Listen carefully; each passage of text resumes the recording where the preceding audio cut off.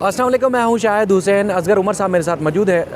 Crypto currency पर पाबंदी और उसके बाद फिर जिस तरह अदालत में चल रहा है मामला, और उसके बाद फिर जिस तरह कुछ रिपोर्ट्स सामने आई हैं FIA की जानिब से, जिसमें बताया गया है कि हज़ारों पाकिस्तानियों के साथ करोड़ों रुपए बल्कि अरबों रुपए का फ्रॉड हो गया है इस डिजिटल या क्रिप्टो करेंसी को लेकर।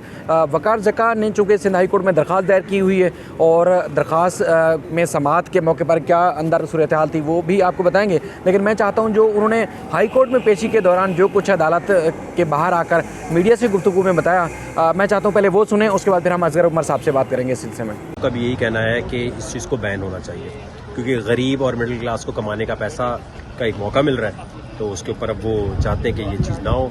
और मैं सिंध हाई कोर्ट का बड़ा शुक्रिया अदा करूँगा। ऑनरेबल जस्टिस करीम खान आगा साहब ने जितना ज़्यादा सुन सकते थे, जितना ज़्यादा कर सकते थे इस किस्म के कॉम्प्लेक्स केस में उन्होंने किया है। और आई थिंक ये पॉलिसी मैटर है। अभी सिर्फ मसला ये कि जितने लोग P2P पे डील कर रहे हैं, वही आपने सुना होगा, FIA भरपूर तरीके से उठाएगी। कोई भी बंदा मनी एक्सचेंजर बन के अगर इसमें काम कर रहा है, और अब आज क्लियर हो गया है कि जो बंदा इस चीज़ में काम कर रहा होगा, इलीगल एक्टिविटी क्या पे उसे उठाया जाएगा। इलीगल एक्टिविटी क्या है कि अगर मेरा डिक्लेयर्ड पैसा है और मैं इसका मनी एक्सचेंजर बन रहा हूँ, दैट इज़ इलीगल। P2P पे, बाइनेंस पे, किसी भी एक्सचेंज पे लिस्टें हैं सबकी, वहाँ पर सबकी लिस्ट है, और FIA अब भरपूर तरीके से उठाएगा लोगों को। तो मेरा ज़ाती मानना है कि 3 महीने के लिए तो खामोश हो जाए बंदा। अब होगा ये कि मिनिस्ट्री ऑफ फाइनेंस और लॉ मिनिस्ट्री जो है वो फाइनलाइज करेगी कि जो स्टेट बैंक ने कहा है कि ये कम्प्लीटली बैन करना चाहिए, क्या वो वाकई होगा। क्योंकि ऑनरेबल जस्टिस साहब जो थे, उनका ये कहना था कि भाई अगर बैन करोगे तो प्रॉब्लम होगी, इसकी ब्लैक मार्केट ग्रो करेगी। लेकिन आई थिंक कि जो इमरान खान साहब हैं, इनको देखना पड़ेगा, क्योंकि ये पॉलिसी मेकर्स वही बात कर रहे हैं जो इमरान खान साहब का मौक़िफ़ है। और डिजिटल पाकिस्तान का नारा मारने वाले कह रहे हैं जी डिजिटल करेंसी बैन हो जाए तो बस कमाल है। नहीं, आप ये हमें ज़रा गाइड कर दें और लोगों को भी कि क्यों ये चाहते हैं कि इस पे बैन हो। देखिए, ऐसा पॉइंट हो, मैं बताता हूँ आपको। PUBG पे क्यों बैन था आपके ख्याल में? आपके ख्याल में टिकटॉक पे बैन क्यों होता है? हमारे माशरे में एक ट्रेंड है, जो एलीट क्लास है वो जब देखती है कि कोई अपॉर्चुनिटी आती है मिडिल क्लास के पास पैसा कमा के ऊपर आने की, वो कहता है इनको सदका ज़कात दे दो, चैरिटी दे दो, इनका बिजनेस नहीं खुलना चाहिए। और ये इसकी बहुत जीती जागती एग्जाम्पल है। कौन सी ऐसी एंटरटेनमेंट है जो यहाँ आई है और बैन नहीं हुई, जब भी उससे गाँव देहात वालों का फायदा होने लगा। टिकटॉक की वजह से किसका फायदा था? गाँव देहात वालों का। आपके ख्याल में कह रहे हैं जी कि बाकी चीज़ों पे इंटरनेट की दुनिया से कमाने के जब भी जराए आते हैं तो हुकूमत वक्त और खास तौर पे जो एलीट क्लास है, जिन्होंने कब्जे करके बैंकों से लोन लेके पैसे बनाए हुए, वो कहते हैं यार हमने इतनी मुश्किल से पैसा बनाया है, ये 2 दिन में सिर्फ आज बिटकॉइन लेके कल पे। असगर भाई, आपने और हमारे जो देखने वाले हैं उन्होंने वकार ज़का साहब का भी जो उनका स्टेटमेंट है वो सुना, कमरा अदालत में भी आपने देखा। लेकिन बुनियादी तौर पर हमने देखा जो कोर्ट में स्टेट बैंक ऑफ पाकिस्तान की जानिब से क्रिप्टो करेंसी पर पाबंदी के हवाले एक तजवीज़ पेश की गई है, या कह लें कि जैसे एक मुतालबा किया गया है। कमरा अदालत में ऐसा क्या हुआ जिसकी वजह से स्टेट बैंक जो है वो ये करने पर जो है वो मजबूर हो गया है या करने की तैयारी कर रहा है? क्योंकि यहाँ पर तो आप देखते हैं कि पूरे पाकिस्तान में, बल्कि दुनिया भर में अब तो लोग डिजिटल करेंसी की तरफ जा रहे हैं, तो पाकिस्तानियों में काफ़ी खौफ भी पाया जाता है, परेशानी भी पाई जाती है। अदालत में क्या बात हुई, समाअत के दौरान क्या कुछ रहा, और कमरा अदालत में अब जज साहब ने, जैसे कि आगा साहब ने अपने हुक्मनामे में क्या लिखा है?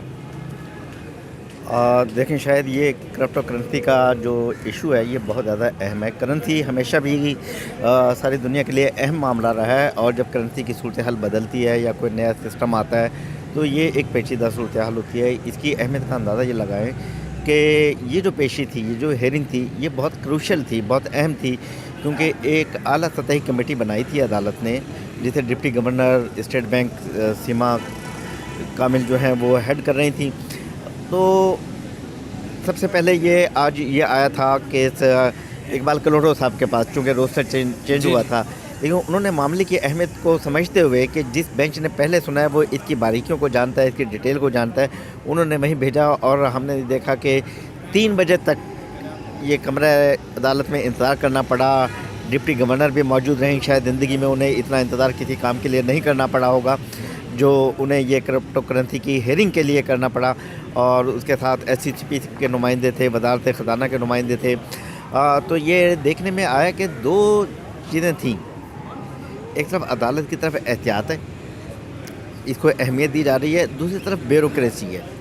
ये जो जवाब दाखिल कराया गया है गवर्नर स्टेट बैंक की जानिब से या स्टेट बैंक की इस कमेटी की जानिब से, और तो उन्होंने एक तो सिफारिश कर दी कि ये काम नहीं हो सकता, इस पे बैन लगाया जाए और ये इसको रेगुलेट नहीं किया जा सकता। لیکن یہ ایک جملے میں کہنا بہت آسان ہے، لیکن اس تک پہنچنا، ترقی کے راستے روک لینا، یہ جو اس وقت انٹرنیٹ کے ذریعے دنیا گلوبل ولیج ہو رہی ہے، اس کے لیے عدالت نے بھی محسوس کیا کہ یہ جواب بالکل ٹھیک نہیں ہے۔ اس لیے جسٹس کے آغا صاحب نے کہا کہ کاروبار کی آزادی کی آئین ضمانت دیتا ہے، اس لیے جب آپ کسی کاروبار پر پابندی لگائیں، یہ پالیسی میٹر ہے، حکومت کا اختیار ہے کہ وہ جو چاہے فیصلہ کرے، لیکن اسے یہ وجوہات بتانا ہوں گی کہ وہ کیوں اس کاروبار کی اجازت نہیں دینا چاہتی۔ جیسے کہ ہیرنگ کے درمیان، اور ہم نے وہ جو 38 صفحات کی ایک رپورٹ آئی ہے، اس میں بتایا گیا ہے SCCP جو ہمارے ہاں سیکورٹی ایکسچینج کو ریگولیٹ کرتا ہے، مالیاتی اداروں کو، اسٹاک ایکسچینج کو ریگولیٹ کرتا ہے، اس نے ایڈمٹ کیا ہے کہ اس کے پاس یہ اسکل ہی نہیں ہے، یہ ٹیکنالوجی نہیں ہے، یہ اس کے پاس یہ کیپیسٹی نہیں ہے کہ اس کو ریگولیٹ کر سکے۔ تو اگر ہمارے پاس آج کسی چیز کی کیپیسٹی نہیں ہے، اسٹیٹ بینک کے پاس نہیں ہے، یا وزارت خزانہ کے پاس نہیں ہے، IT منسٹری کے پاکستان کے پاس نہیں ہے، تو ان کو بلڈ کرنا ہوں گی، اپنی اسکل بلڈ کرنا ہوں گی۔ آپ دنیا سے نہیں کٹ سکتے، جی آپ لوگوں کو اس بات کی سزا نہیں دے سکتے کہ ہم میں یہ صلاحیت نہیں ہے تو آپ ہمارا ملک یہ 21ویں صدی میں داخل نہ ہو اور ہم آگے نہ جائیں۔ تو عدالت نے باوجود کہ انہوں نے سفارش کی ہے کہ یہاں پر جی فراڈ ہو رہا ہے اور یہ تمام کوششیں ہو رہی ہیں، ہم ریگولیٹ نہیں کر سکتے، یہ قوانین نہیں ہے، اسٹرکچر موجود نہیں ہے، لیکن عدالت کا انہیں یہ کہنا ہے کہ یہ ابھی آپ کی ریکمنڈیشن ہے، یہ پاکستان کا کوئی فیصلہ نہیں ہو گیا ہے، اور لیکن حتمی فیصلہ کرتے ہوئے یہ دیکھا جائے کہ کانسٹیٹیوشن جو گارنٹی دیتا ہے شہریوں کو، اس کے تمام اسپیکٹس کو دیکھا جائے۔ اس پر انہوں نے کہا کہ ہم وزارت قانون سے بھی اس پر رائے لیں گے، پھر وزارت خزانہ تو حتمی فیصلہ کرے گی کیونکہ کا معاملہ ہے۔ تو یہ صورتحال تھی کہ عدالت مطمئن نہیں تھی، یہ بہت ایک لمبا پیریڈ دیا گیا تھا 3 مہینے کا کہ آپ یہ کمیٹی بنا کے آپس میں ڈسکشن کریں اور یہ جواب داخل کریں، اور یہی وجہ تھی کہ صبح سے شام تک جج صاحبان بھی جب تھکے ہوئے تھے 3 بجے تک کیس چلاتے ہوئے، انہوں نے ایڈجسٹ نہیں کیا کہ 1 بجے کر لیں یا کل آ جائیں، انہوں نے اس کیس کو اہمیت دی، اور پھر واقعی انہوں نے پھر 3 مہینے کی ایک مہلت دی ہے کہ آپ ان تمام سوالات کے جوابات جو آپ کی رپورٹ سے اور آپ کی سفارشات سے اٹھ رہے ہیں، ان کے آپ جوابات بھی داخل کریں، اور آئندہ پھر 3 مہینے میں اس کا جواب۔ سر جب جسٹس اقبال کروڑو صاحب نے صبح یہ کیس ٹیک اپ کیا تھا، چونکہ ایز پر روسٹر وہیں کیس لگا ہوا تھا، تو اس وقت انہوں نے وقار زکا صاحب سے سوال کیا تھا کہ اس معاملے میں تو بہت سارے پاکستانی سے فراڈ ہو چکا ہے، ایسا کیا معاملہ ہے کہ اتنے لوگوں سے فراڈ ہو گیا ہے؟ تو وقار صاحب نے کہا کہ یہ چیمبر آف کامرس کے کچھ لوگوں نے مس انفارمیشن پھیلائی ہے، کوئی کمپنی بند نہیں ہوئی، کسی پاکستانی کے ساتھ فراڈ نہیں ہوا، یہ مس انفارمیشن ہے۔ تو اس کے بعد چونکہ وہ جیسے آپ فرما رہے تھے کہ جس بینچ نے کیس سنا ہوا تھا یہ کیس وہاں منتقل کیا گیا، تو وقار زکا نے کمرہ عدالت میں کیا کہا؟ کیا واقعی لوگوں کے ساتھ فراڈ ہو رہا ہے، یا اسٹیٹ بینک یا دیگر جو ہمارے ادارے ہیں وہ کام کرنا ہی نہیں چاہتے، یا ان کو یہ ہے کہ کہیں اضافی کام کرنا پڑ جائے گا اس لیے اس سے جان چھڑوا رہے ہیں؟ دیکھیں، شاید اس میں 2-3 ایشوز آتی ہیں۔ ایک تو ریگولیٹری ادارے ہیں، اسٹیٹ بینک ہے، SCCP ہے، ایک فنکشنل ادارہ ہے FIA جو کارروائیاں کر رہا ہے، اور ایک یہ بھی ہے کہ یہ کام اگر شہر میں پولیس، رینجر، فوج موجود ہے لیکن قتل ہو رہے ہیں، چوریاں ہو رہی ہیں، تو کیا ان اداروں کو بند کر دینا چاہیے؟ بلکہ ہمیں ان کی اسکل بڑھانا ہوتی ہے، نفری بڑھانا ہوتی ہے، ان پہ توجہ دی جاتی ہے کہ جو جرائم ہو رہے ہیں اس کے اگینسٹ ہم وہ اقدامات کریں کہ ان پر قابو پایا جا سکے۔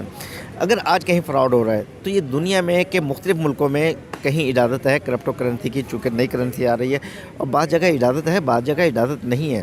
تو جہاں اجازت ہے یہ دیکھا جائے کہ وہ کیا قوانین اور کیا طریقہ کار وضع کر رہے ہیں۔ اب صرف اس وجہ سے کہ فراڈ ہو جائے گا تو فراڈ کو روکنا کس کی ذمہ داری ہے؟ کیونکہ وقار زکا نے عدالت میں بھی کہا اور بعد میں بھی کہا کہ اگر آج بین کی سفارش چلی جاتی ہے تو یہ تو FIA کا دھندا کھل جائے گا۔ جی ہمارے ہاں صرف میڈیا ٹرائل ہوتا ہے، چھاپا کسی چیز کا مارا جاتا ہے اور کہا جاتا ہے کہ جی منی لانڈرنگ ہو رہی ہے اور یہ کرپٹو کرنسی کے ذریعے ہو رہی ہے، فلاں کے ذریعے ہو رہی ہے، بعد میں چیزیں کچھ اور نکلتی ہیں۔ ایک ماحول بنایا جاتا ہے عدالتی کارروائی سے پہلے کہ یہ سب کچھ ہو رہا ہے، لیکن اگر اس کو روکنا کس کی ذمہ داری ہے؟ اور کب تک ہم اس کے منہ چھپائے، اس کے تکیے کے نیچے منہ چھپا لیں گے اور کس طریقے سے خواب خرگوش میں پڑ رہیں گے کہ دنیا آگے نہیں جائے گی؟ انہیں کرپٹو کرنسی کی طرف یا جو بھی معاملات ہیں آنے کے لیے ٹیکنالوجی کے ساتھ ایڈجسٹ ہونا پڑے گا اداروں کو، کیونکہ یہ فنکشنل ادارہ FIA ہے۔